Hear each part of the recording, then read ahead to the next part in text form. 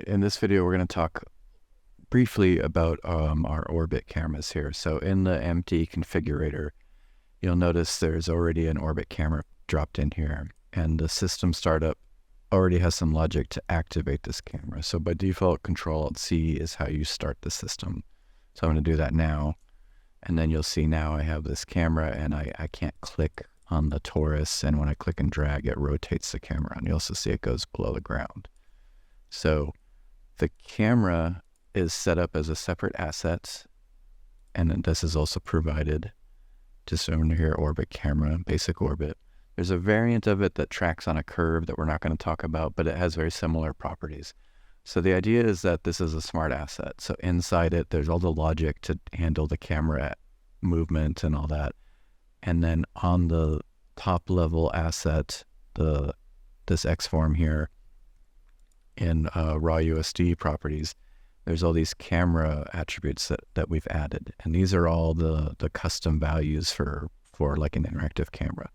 And all of these are activated when you turn on the active camera, which actually the system startup, the action graph script should do. This actually won't work completely unless there's some other stuff that is also turned on, which is in the system startup. So look at those, specifically the viewport modes. And this is how you kind of adjust the camera. So I'm going to turn the camera back on, and then I'm just going to hit F7 to go back to windowed mode. So now I have an active configurator, but I have my UI back.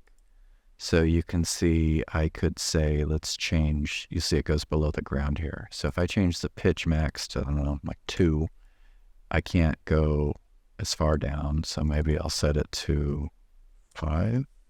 Whoop, no, wrong way. Set it to -5. So there, now my pitch is limited, so I can't go down. I could also change the maximum of it. The numbers are, negative is the positive of it. The upper limit, because of the way the rotation orders work in here.